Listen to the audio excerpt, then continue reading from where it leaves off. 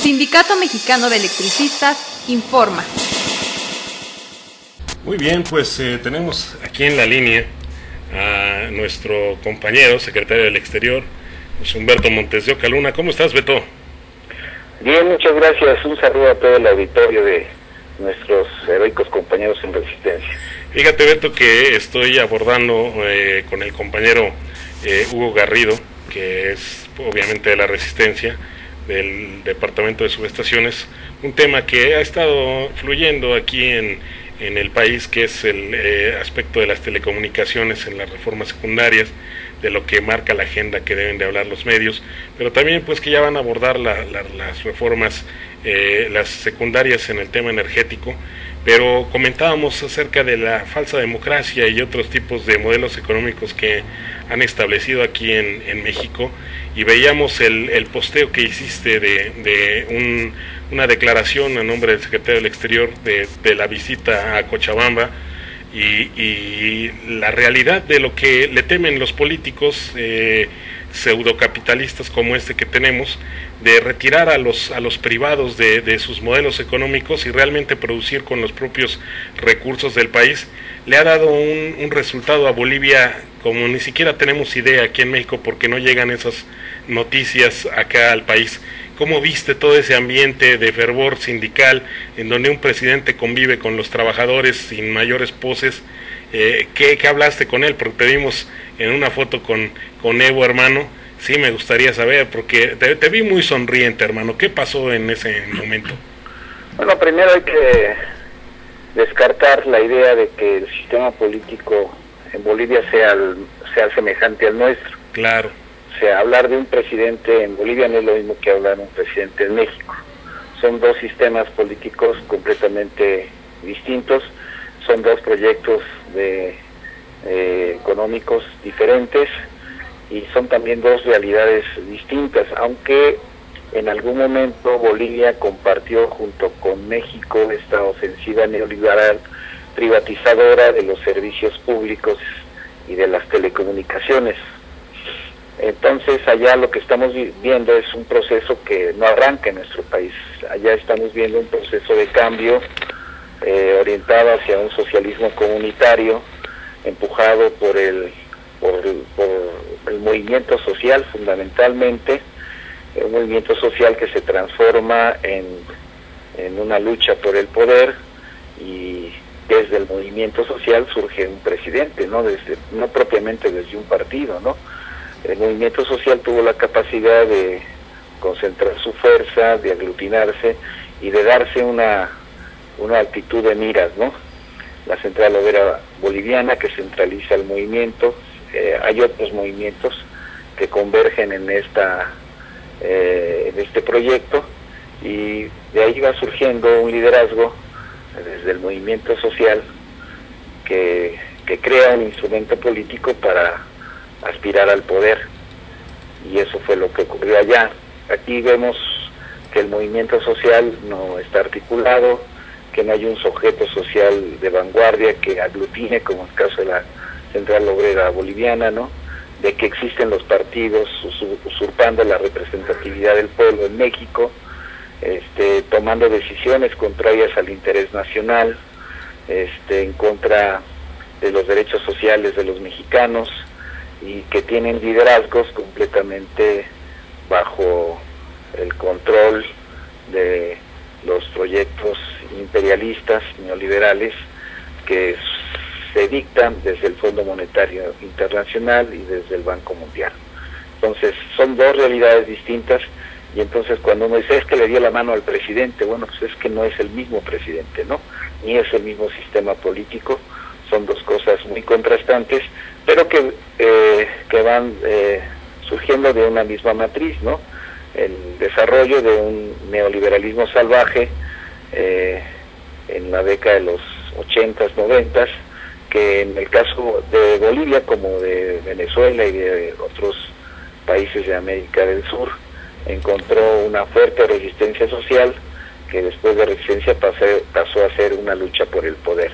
Exitosa esta lucha en Venezuela, en Bolivia, en Ecuador, y en otros países que, sin ser estrictamente socialistas, como se declara la Revolución Bolivariana de Venezuela y del socialismo comunitario de Bolivia o de socialismo de Ecuador, han luchado también en contra del neoliberalismo en algunos aspectos. Entonces estamos viendo procesos reales de cambio en América Latina, que son ejemplares para todos nosotros, para los países que después de 30 años no nos hemos podido sacudir al neoliberalismo, y que por el contrario, que es el caso de México, pues se vienen profundizando estas políticas privatizadoras como las que recién mencionaste al momento de iniciar esta entrevista, ¿no? Privatización del sector energético, privatización de las telecomunicaciones. Y podemos decir que en esos países, y en particular en el caso de Bolivia, esas privatizaciones que sí se dieron en los años 90 y principios de los 2000 ya se revirtieron por el proceso, ¿no? Oye, en Bolivia toda la industria de los hidrocarburos, el gas, el petróleo está nacionalizada, las telecomunicaciones están nacionalizadas, ¿no? Y hay un desarrollo económico muy importante con este proyecto de nacionalizaciones al servicio de la sociedad y del pueblo. Después de Brasil, la segunda economía más importante en desarrollo, con un crecimiento promedio entre 6 y 7% anuales, pues es Bolivia, ¿no?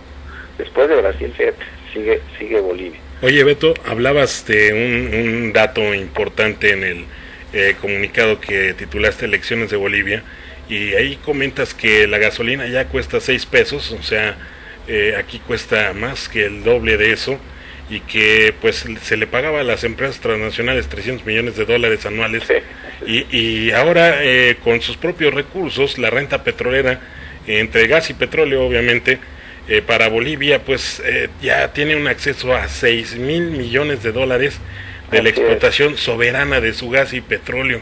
Ese es un dato avasallador, man, o sea, claro, es una cosa impresionante. Ni siquiera yo, echándole cuentas, decía, ¿cuándo llegaremos a esos niveles nosotros, man?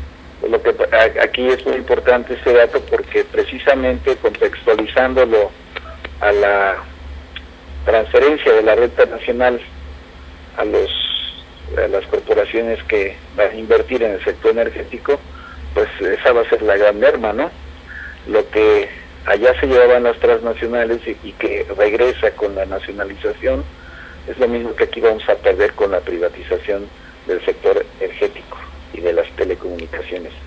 Entonces algunos se harán ricos, ¿no? Los que están ligados al capital transnacional, sus operadores políticos en el Senado, ¿no? Los oligarcas que tienen negocios o vínculos económicos con las transnacionales, pues se expropiarán la renta nacional, serán multimillonarios y tendremos graves problemas de gasto público, ¿no?, en el país. Oye, Beto, y ya finalmente, porque mañana hay un evento importante del que quisiéramos que nos platicaras un momento. ¿Qué te dijo Evo en corto, hermano? Aquí platícanos. Bueno, mira, Evo siempre habla en corto. Sí, sí, pero ¿a ti qué te dijo? En público habla en corto. Él es una persona muy humilde, muy franca, usa un lenguaje popular para comunicarse con las personas, con el pueblo. Él no hace discursos, platica, sí, ¿no? Sus opiniones, sus posicionamientos y sus experiencias, sus anécdotas. Le gusta mencionar anécdotas. Él sabe que a este encuentro internacional acudieron organizaciones de países que están en el proceso de construcción del cambio, ¿no? Pero que también fueron sindicalistas de países a donde todavía el neoliberalismo domina, ¿no?, como es el caso nuestro. Entonces el mensaje de Evo es, yo le comentaba que nosotros tenemos 4 años en resistencia, que estamos luchando contra el neoliberalismo, con las privatizaciones, por el derecho al trabajo y a la energía, ¿no? En el momento del saludo, y él me dijo, porque yo le dije, necesitamos un saludo para los compañeros que resisten así y así, contra eso y contra el otro, contra la privatización del sector energético, ¿no? Por el derecho al trabajo, la autonomía y la libertad sindical, y su mensaje fue de que hay que continuar en la resistencia, ¿no? Que hay que luchar por nuestros derechos, por nuestras demandas, pero que hay que pasar de la resistencia a la lucha por el poder, para quitar a los neoliberales. ¿Eso fue lo que te dijo? Es el mensaje, sí. Oye, ¿y lo grabaste? No. Híjole, man, por eso de veras, por eso no gana la selección mexicana, man. No, pues es que le apuestas a los malos. ¿Por qué no lo grabaste, mi Beto? No, es que no necesita grabar, mira, es que no se trata de ir a grabar todo, ni a tomarse la foto, ¿no? Eso es muy importante. Yo no iba a hacer comentarios, pero después de que vi que la foto estaba corriendo con ese enfoque, ¿no? De que es una cuestión solamente presencial, de imagen, dije, no, yo no puedo permitir eso, y entonces sí, claro. Porque yo no tomé la foto, ¿no? Sí. Entonces yo lo que hice fue retomar la imagen y darle un contexto, y darle un contenido, y darle una orientación, por lo mismo, por lo que estoy diciendo. No se trata de ser presenciales con la imagen y aparecer con los famosos, ¿no? Como luego es un poco el sesgo usual, sí, usual mucho en el Face, ¿no? Sí, mira, claro. me tomé la foto con no sí, es eso.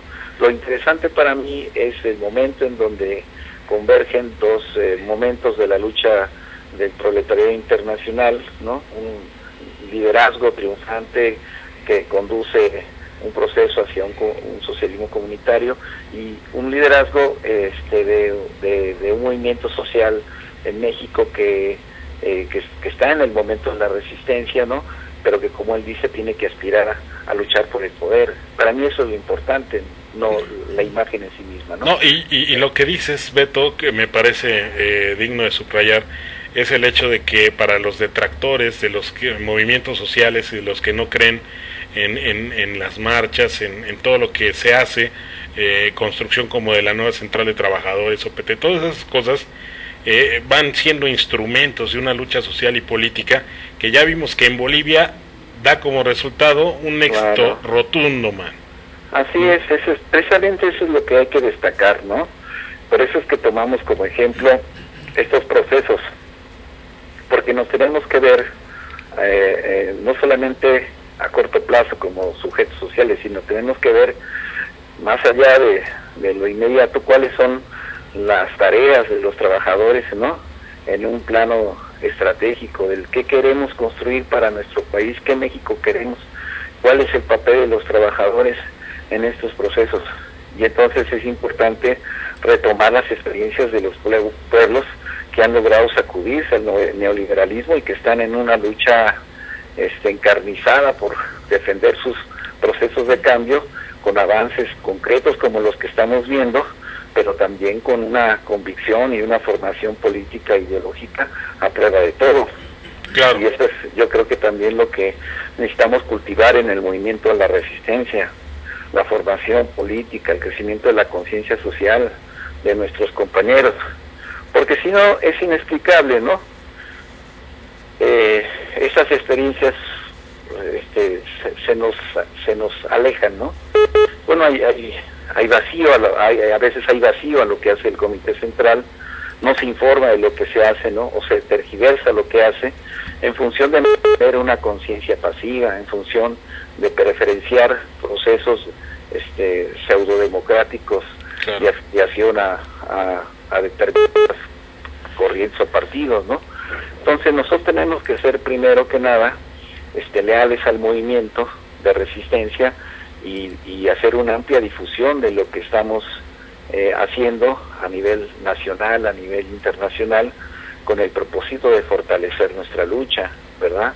Sí. No es que vayamos a querer sacar fotos con con aquel, no, lo que nosotros, el mensaje de fondo, y por eso yo hice ese pequeño texto, es que debemos de fortalecer nuestra lucha con otras experiencias y desarrollando nuestra conciencia de clase, ¿no? La conciencia de clase es un arma poderosísima de los trabajadores cuando ésta se fortalece y se convierte en una actividad transformadora.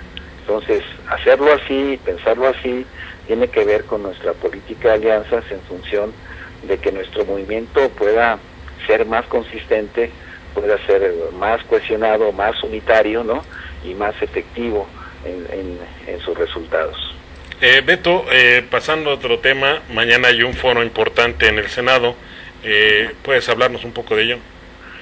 Sí, bueno, el día de mañana también, como consecuencia de nuestra política exterior y de las cuestiones que ha hecho nuestro compañero secretario general en el Senado, vamos a celebrar un foro internacional con el tema de los efectos de las privatizaciones del sector energético en el mundo. Y para eso tenemos invitados internacionales que van a asistir a este evento a compartir con nosotros su experiencia. Por eso es que estamos llamando a los compañeros de Radio ESME a que cubran el día de mañana. Mi estimado Morocco, mandes ahí una brigada radiofónica. Mira, si me hubieras puesto a alguien allá en Cochabamba, pues a lo mejor hubiera grabado todo. Qué bárbaro, hermano, pero no invitas a nadie. Qué bárbaro eres, nosotros somos los invitados. Sí, hombre. Pero mañana sí es posible que vaya la brigada o que vayan los compañeros y graben este importante foro. Va a venir un compañero español, Fermín Paz. ¿Va a estar por acá? Sí, él es conocido. A ver si nos da una entrevista exclusiva, ¿no? También, por supuesto que sí, yo creo que mañana se lo planteamos y no sé si antes, más bien después del foro. Él va a estar aquí unos días y habrá tiempo incluso para llevarlo a la radio y se puede hacer una entrevista más en forma, ¿no?, sobre el tema que se va a desarrollar el día de mañana. Y viene también un compañero de Argentina, de la CTA, de la Central de Trabajadores de Argentina, compañero Gabriel Martínez, que también es un viejo sindicalista, democrático, independiente del sector energético. Él pertenece a Luz y Fuerza de allá, del Mar del Plata, que bien, es una ciudad sureña, costeña, y también pertenece a la Federación de Trabajadores de la Energía Eléctrica, la FETERA de Argentina. Sí. Entonces, pues estos dos compañeros van a hacer la exposición de cuáles fueron las afectaciones sociales, económicas y para los usuarios de la energía como resultado de la imposición de estas privatizaciones mandatadas desde los grandes centros financieros del capitalismo, como es el Fondo Monetario Internacional y la Banca Mundial. Sí. Van a compartir esa experiencia en el marco de la discusión de las reformas secundarias a la reforma constitucional de Enrique Peña Nieto sobre el sector energético. Entonces va a estar interesante. También va a estar como ponente nuestro compañero secretario general Martín Esparza. Y bueno, pues vamos a estar ahí en el Senado. Lamentablemente pues son auditorios pequeños, ¿no? No podemos hacer entrar a todos los compañeros, pero a través de la Radio ESME es posible que lo sigan y lo puedan ver incluso. Que lo puedan ver incluso. A mí se me ocurre si podemos hacer una transmisión simultánea aquí en el auditorio de Insurgentes 98. Eso no lo habíamos pensado, pero sí es posible. Sí puede hacer, ¿no? Claro. Técnicamente es posible. Eso lo he escuchado en algún lugar. En algún momento lo he escuchado de tu boca. Sí. Técnicamente es posible. Eso es correcto. Técnicamente entonces, es posible. Te lo encargo mucho porque entonces podríamos abrir las puertas del auditorio y en forma simultánea ver todo el desarrollo de este importante foro. Pues todo es un complemento de lo que estamos haciendo tanto en la resistencia como organización ya en un contexto social, político. El ESME sigue avanzando con miras totalmente distintas a los sindicatos que están alineados al poder, mi querido Beto. Y así va a ser siempre con nuestro... Y yo lo que te voy a proponer, porque sobre el tema de Bolivia, creo que ahorita solamente le dimos así un pequeño lleguecito. Pero yo lo que te propongo, y para que más compañeros se enteren, nos estamos pensando en presentar un informe, por supuesto, a la organización, pero me parece que el formato de una entrevista en tu programa podría servir como para un video, darle una amplia difusión. Sí, incluso hacer un video. Y yo lo que te propongo es que nos entrevistes. Fue conmigo allá el compañero Miguel Márquez, ¿no? Sí, Él tiene sus propias impresiones. Sí. Porque, bueno, nosotros... Fue a hacerle el comercial a Necaxa también, seguramente, ¿verdad? ¿Cómo? Fue a hacerle el comercial a Necaxa también allá, a Cochabamba. No me tocó ver eso. No, pero yo creo que mira, es importante porque tenemos diferentes percepciones, diferentes formaciones, ¿no? Diferentes experiencias. Entonces yo creo que él viene sacudido, ¿no? Porque tenía algunos prejuicios o algunas dudas, o sea, no tenía que, él preguntó mucho a las personas. Sí. Él quería saber cómo estaba, ¿no? Desde su percepción, y él, pues yo creo que viene muy convencido, pero bueno, la cosa es de que... ¿Qué, le ponemos fecha, qué, jueves? No, pues el jueves es el foro. Digo, el martes próximo. Sí, el jueves es el foro, ahí es importante, es el jueves. Martes próximo nos vemos acá. Órale. 1 de la tarde. Bien, a la 1 de la tarde, y nos das un espacio, y vamos a platicar muchas más cosas de cuál es la percepción de nosotros.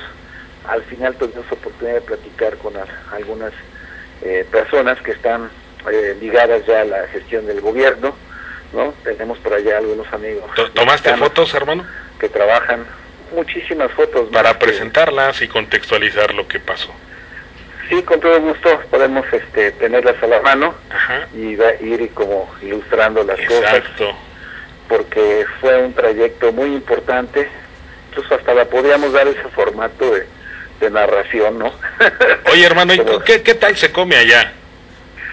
Pues se come bien. Sí. Mira, ha habido muchos cambios. Yo estuve en Bolivia hace muchos años y la verdad es que se veía una situación muy triste, de pobreza extrema en la ciudad, ¿no?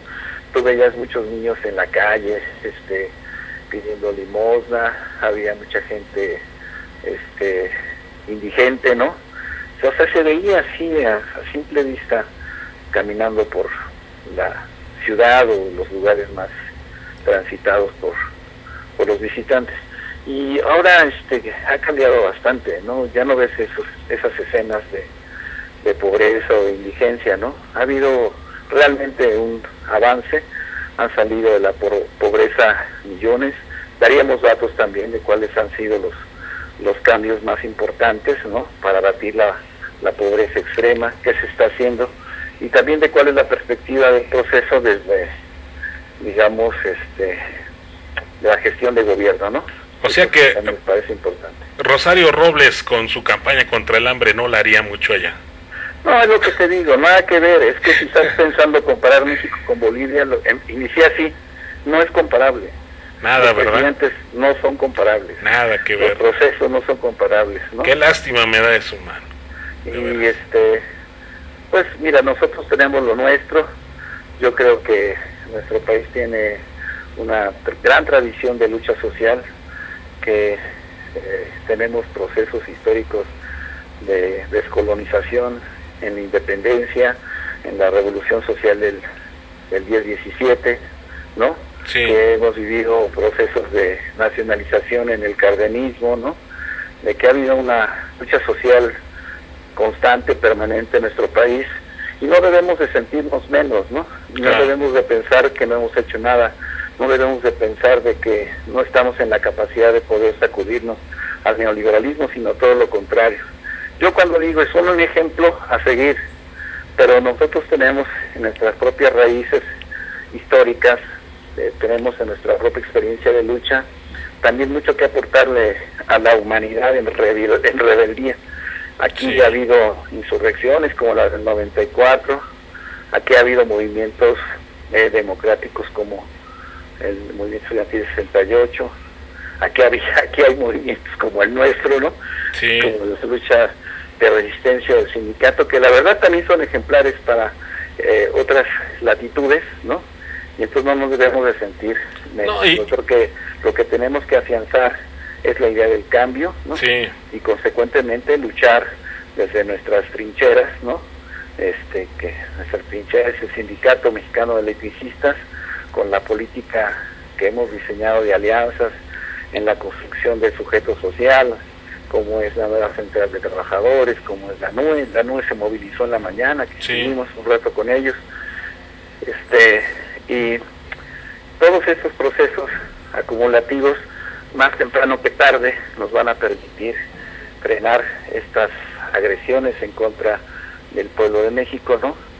Y alcanzar nuestros objetivos inmediatos, que es regresar a trabajar, ¿no? Y también ir soñando y trabajando por un cambio profundo en nuestro país. Pues ya dijiste, hermano, ahí ya quedamos pendientes, y también recordarles que hay asamblea estatutaria el próximo lunes, 18 horas. Claro, salió la circular. Ya salió la circular. Hermano, te mando un abrazo, brother, y el martes nos vemos estamos... el martes y ahí platicamos ya con detalle qué es esto que nos dieron el fracaso, ¿cómo se llama? Bueno, una cosa que ahí salió en la foto, que es como un caldo de pollo, y ¿qué tal estaba? También comen picante, ¿eh? ¿Sí? Sí. Pues nos platicas el bravo. martes. Órale. Ahorita le digo a Gaby Barragán que te eche una llamada. Por favor. Para que se ponga de acuerdo. Bueno, pues nos estamos viendo, gracias a todos, al auditorio, y que viva el sindicato fiscal. Que viva, y también que viva el internacionalismo proletario, hermano. Y que viva Evo Morales. Bueno, pues ya está. Órale. Ya de paso. Órale, hermano. Un abrazo. Bye. Chao. Mantente alerta a nuestra transmisión.